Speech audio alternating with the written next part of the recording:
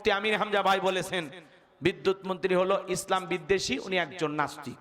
এই কথা বলেছেন, তুমুল সমালোচনা, চতুর্দিকে সমালোচনা শুরু হয়ে গেছে এবং আমির হামজা ভাইয়ের বিরুদ্ধে 100 কোটি টাকা মানহানির মামলা দায়ের করা হয়েছে। মুফতি আমির হামজা ভাই এমপি হয়েছে না, সব সময় প্রতিবাদমূলক কথা বলেন। আমাদের বাংলাদেশের একজন বিদ্যুৎ মন্ত্রী আছে না, উনি বলতেছেন যে আগের মানুষ 5 লিটার তেল তুলতো, এখন সেই লোক 15 লিটার তেল নিচ্ছে, এই জন্য তেলের সংকট। কথা কি বুঝতে পারতেছেন? উনি আবার বলেন এই দেশে মুক্তিযুদ্ধ এদিক খেয়াল করেন, ধর্মভিত্তিক রাষ্ট্র গঠনের জন্য এই দেশে মুক্তিযুদ্ধ হয়নি। তাহলে কিসের জন্য হয়েছে? বাওয়ালি জ্ঞান গাওয়ার জন্য, লাফালাফি করার জন্য, রং তামাশা করার জন্য, দেশের মানুষকে বেঈমান বানানোর জন্য। এই মুক্তিযুদ্ধে সব ধর্মের মানুষ অংশগ্রহণ করেছে, যেরকম মুসলমান আলেম ওলামা তেমনি অমুসলিমেরাও। কথা বলেন ঠিক কিনা? বিদায় ধর্মভিত্তিক একটা দেশ রাষ্ট্র যদি না চলে কি দিয়ে চলবে? হ্যাঁ, তো এই কথা বলেছেন তিনি। আর এই কথার প্রতিবাদ করতে গিয়ে মুফতি আমির হামজা ভাই বলেছেন বিদ্যুৎ মন্ত্রী হলো ইসলাম বিদ্বেষী, উনি একজন নাস্তিক। এই কথা বলেছেন, তুমুল সমালোচনা, চতুর্দিকে সমালোচনা শুরু হয়ে গেছে এবং আমির হামজা ভাইয়ের বিরুদ্ধে 100 কোটি টাকা মানহানির মামলা দায়ের করা হয়েছে। আমির হামজা ভাই বলতেছে এগুলো মামলা দিয়ে আমারে দমানো যাবে না, আমি আয়না ঘরে থাকা মানুষ। কথা বলে ঠিক কিনা? বিদায় মামলা হামলা দিয়ে আলেমদেরকে থামানো যাবে না। প্রত্যেকটা নেতা মন্ত্রী কথা বলতে হলে সতর্ক হয়ে কথা বলতে হবে। ধর্মভিত্তিক রাষ্ট্র চান না মানে কি চান? 95% মুসলমানের দেশে আপনি কি চান? আপনি মুসলমান, আপনার নামের আগে মোহাম্মদ লাগান, আর আপনি ইসলাম পছন্দ করেন না, টুপিওয়ালা দাড়িওয়ালা দেখতে পারেন না। হ্যাঁ, কথা বলেন না কেন? হক কথা বলতে হবে। এই কণ্ঠ থেমে যাবে সেই দিন, মালিকের ডাক আসবে যেই দিন। বাতিলের রক্ত চক্ষু দেখে আমরা কণ্ঠ থামাবো না। কথা বলে ঠিক না? কথা সাবধানে বলবেন, সতর্ক হয়ে বলবেন। মানুষ কষ্ট পায়, পুরো দেশের মানুষ কষ্ট পায়, এমন বক্তব্য দেওয়া থেকে নিজেকে বিরত রাখবেন, দেশের মানুষ সম্মান করবে। কথা বলেন। ধর্মভিত্তিক রাষ্ট্র আমরা চাই, সকল ধর্মের মানুষের স্বাধীনতা চাই। এটা মুসলমানের দেশ, এটা আলেম ওলামাদের দেশ। এই দেশে অমুসলিমেরা বসবাস করবে, নিরাপদে থাকবে। অমুসলিমেরা আমাদের কাছে কেমন থাকবে? ডিমের ভিতরে কুসুম যতটা নিরাপদ, মায়ের কোলে সন্তান যেরকম নিরাপদ, অমুসলিমেরা মুসলমানেরা যেই জনপদে ক্ষমতায় থাকবে, জামায় আদরে থাকবে, তাদের পরিপূর্ণ ধর্ম পালনের স্বাধীনতা দেওয়া হবে। বিদায় ধর্মভিত্তিক রাষ্ট্র এই দেশ হবে না, এটা ভাবেন কেমনে? একটু কথাবার্তা মাপযোগ করে বলা লাগবে। যারা মুক্তিযোদ্ধা করেছে তাদের কাছে যা শোনেন, তারা ইসলাম চাই কিনা, তারা এই দেশে ধর্ম চাই কিনা, কথা বলেন। যান মুক্তিযোদ্ধাদের কাছে যা বলেন, তারা কেন রক্ত দিয়েছিল, কেন দেশ স্বাধীন করেছিল, তাদের বক্তব্য না শুনে মন গড়া বক্তব্য দেবেন না। রাগ করতেছেন? আমার ভাইয়েরা, আলেমদের বিরুদ্ধে নানামুখী ষড়যন্ত্র বিগত বছরগুলোতে ছিল, এখনো চলমান থাকতে পারে। এই জন্য আমরা ঘাবড়াবো না, কখনো কষ্ট পাবো না। এই যুবক বসেন। তাহলে আমি যে কথা বলতে চাচ্ছিলাম, এদিক ছিলেন, আমার দিকে খেয়াল করেন। খারাপ লাগতেছে? দোয়া করবো? কিছু বলতেছে? আমার ভাইয়েরা গভীর মনোযোগ দিয়ে কথাগুলো শুনে যান, কারণ এইবার ডেকে বলে সাবধান, তুমি দাঁড়িয়ে গেছো, তোমার যা বলার তুমি বলো, আমি তোমার সঙ্গে আছি। এইবার সবটা বলতেছে, কারণ আমি যেহেতু দাঁড়িয়ে গেছি বলার জন্য আমাকে বলতে দাও, তুমি বসে পড়ো।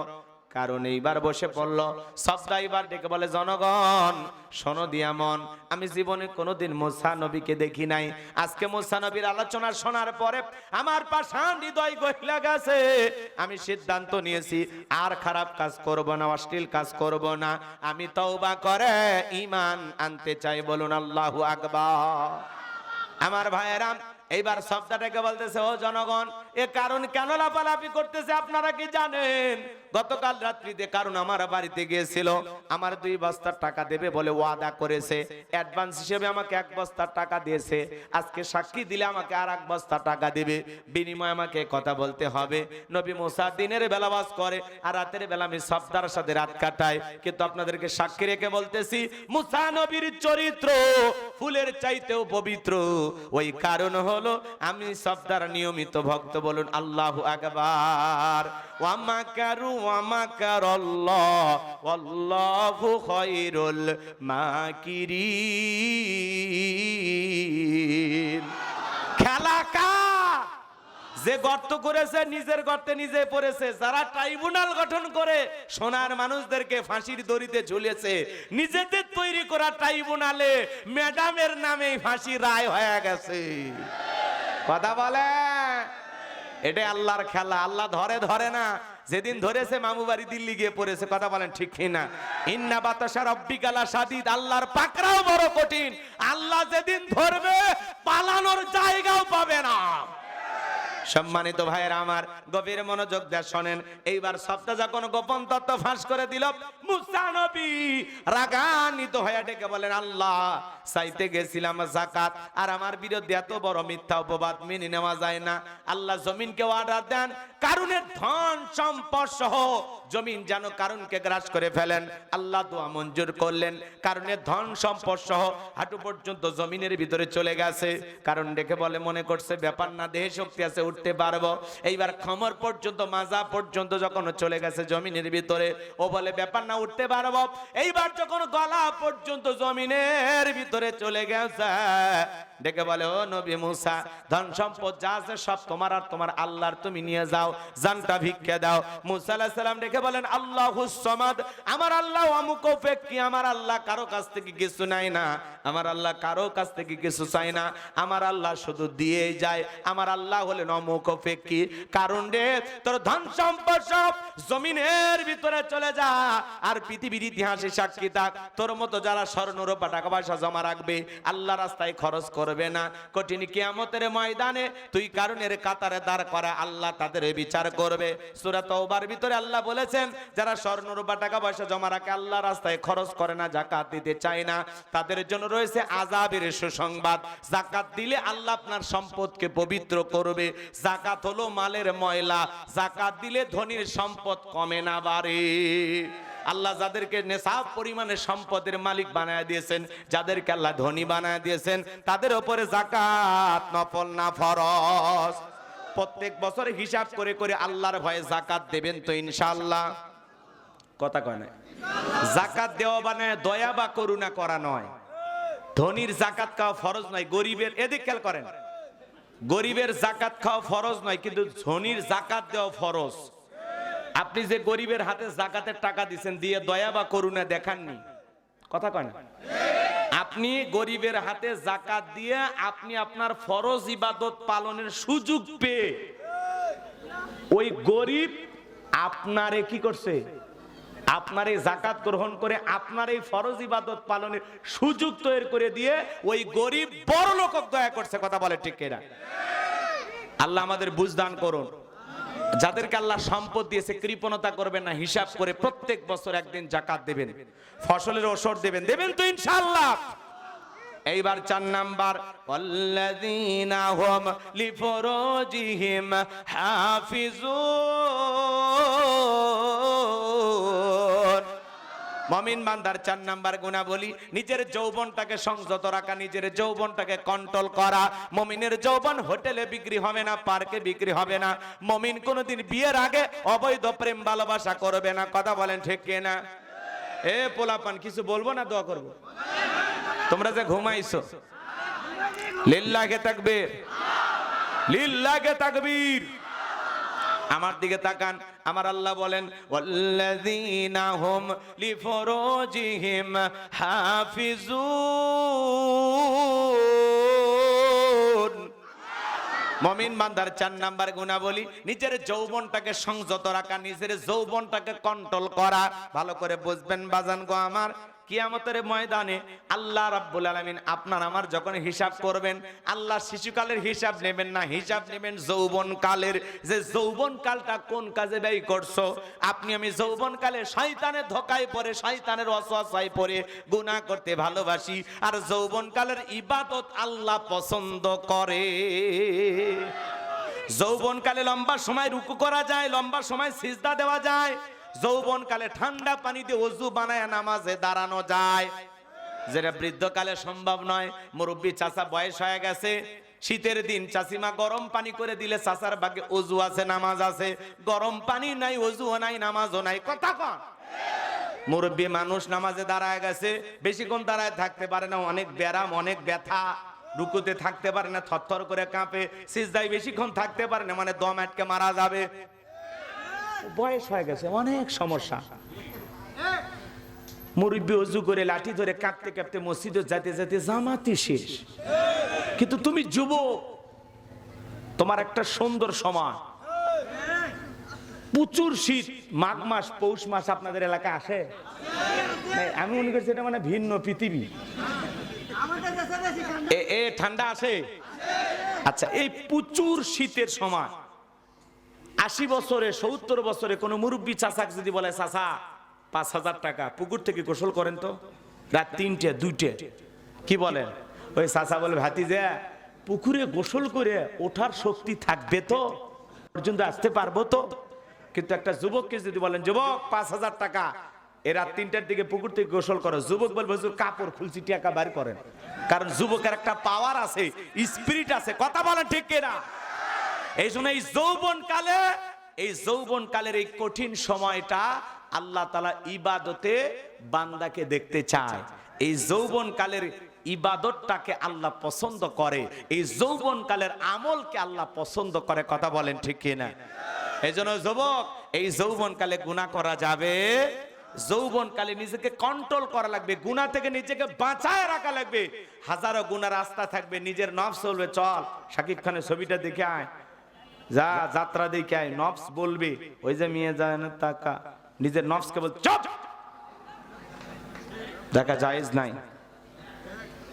আমি মুসলমান, সিনেমা হলে যাব না, আমি যাত্রার প্যান্ডেলে যাব না। নিজের নফসের সাথে নিজেকে যুদ্ধ করতে হবে, নিজের নফসকে নিজেকে কন্ট্রোল করতে হবে। ধমক চোপ, আল্লাহর ভয় নাই, যাত্রা দেখা যাবে না, গান শোনা যাবে না, সিনেমা দেখা যাবে না, নিজের নফসকে নিজেকে পাপের রাস্তা থেকে বিরত রাখতে হবে, কথা কয় না গো?